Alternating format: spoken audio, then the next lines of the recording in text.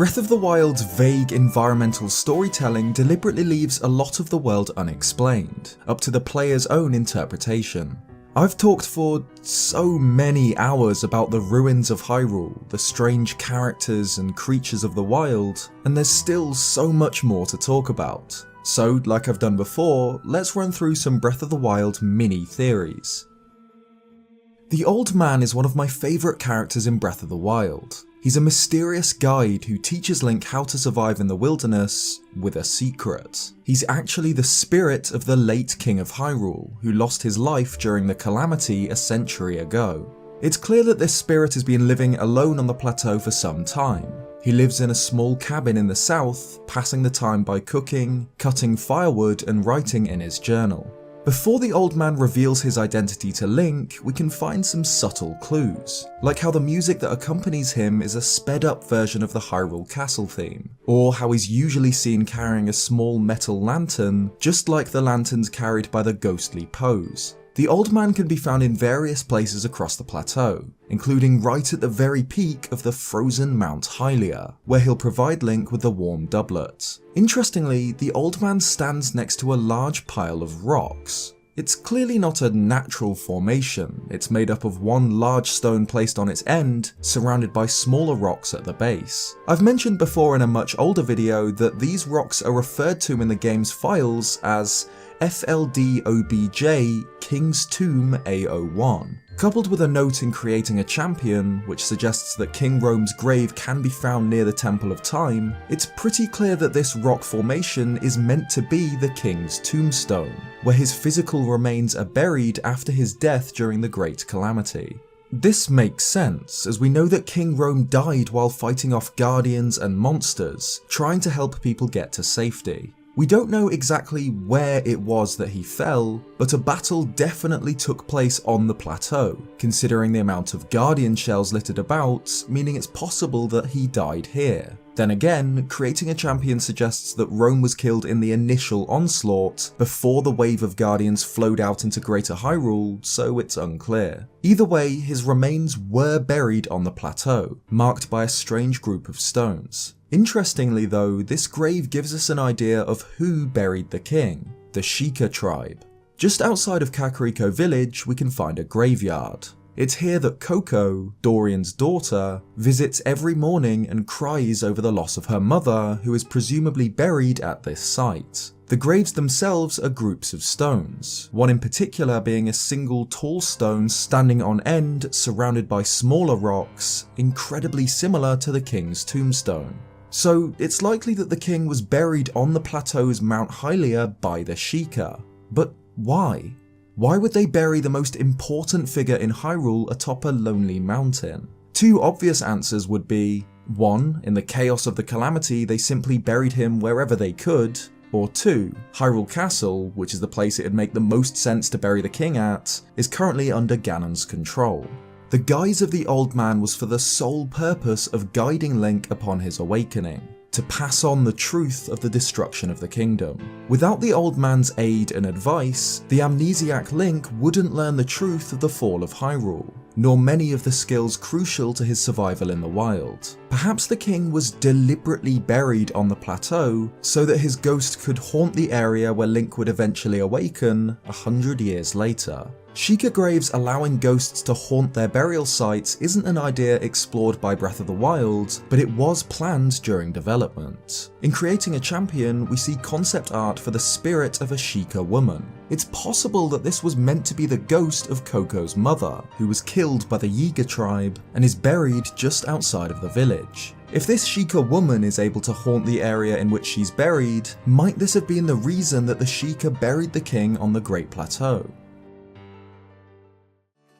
The paraglider is among the most important items in Breath of the Wild, allowing Link to soar from high places, not unlike the Wind Waker's Deku Leaf. The glider is first used by the Old Man, who gives it to Link after the completion of the 4 Great Plateau shrines. The backstory of this item is never revealed, but there is a hint. The emblem on the kite connects the glider to the Rito tribe, as this same symbol is found all throughout their village, most commonly in a variant without wings, but the full design too on the flight platform.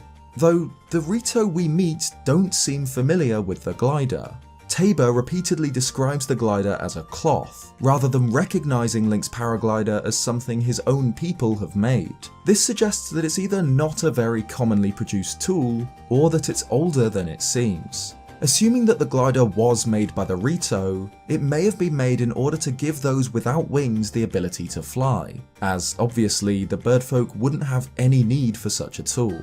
This is the case for the current era, but it's possible that it might have once been used by the Rito themselves a long time ago. This would resemble another Wind Waker item, the grappling hook, which was once used by the Rito before they evolved wings. The paraglider could have been a similar invention, used by the birdfolk before they were truly able to fly, helping to bridge the evolutionary gap until they had wings of their own.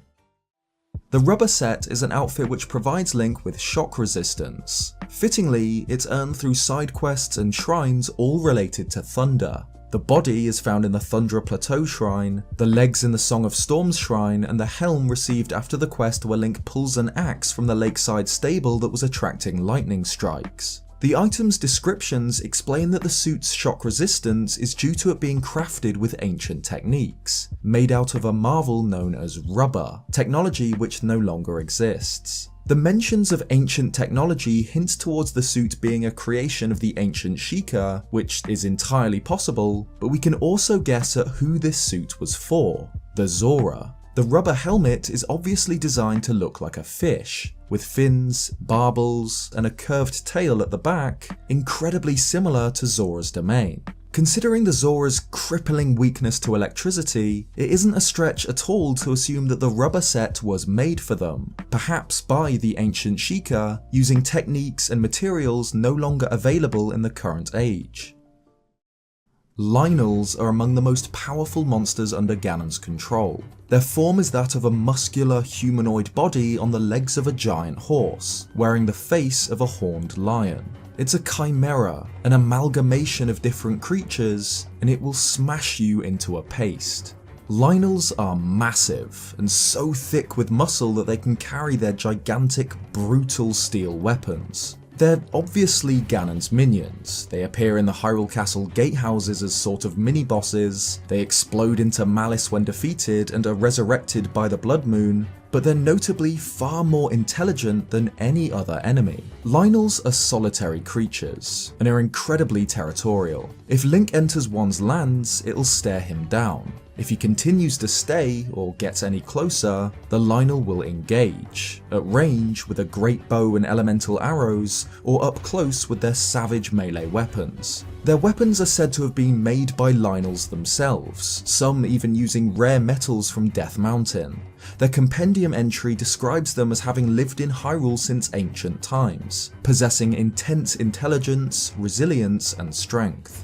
Lynels are the only monster that isn't fooled by Kilton's masks. Bokoblins, Moblins, even Lizalfos won't attack Link when he has their respective masks on, but Lynels will after a short time. This either shows that Lynels are intelligent enough to see through this disguise, or that they're territorial enough to fight another Lynel that gets too close, both being equally plausible. It wasn't until I was recently playing through Breath of the Wild that I noticed a line hinting at what a Lynel actually is. The Lynel on Ploymus Mountain is repeatedly referred to as a man-beast, or half-man, half-beast. This could just be a figure of speech, I guess based on the Lynel's intelligence and their man-like torso, but it's possible that this is to be taken literally. A Lynel is half-man, half-beast. Turning humans into enemies is a Ganon staple, brainwashing people and using them as soldiers, even transforming humans into shadow beasts via Zant in Twilight Princess. Could this have been how the Lynels came into existence? This would explain the Lynels' extreme intelligence when compared to other monsters. Could they have once been human followers of Ganon, or even unwilling prisoners, mutated by his malice and fused with monster or animal parts to form a half-human warrior race that has survived for millennia?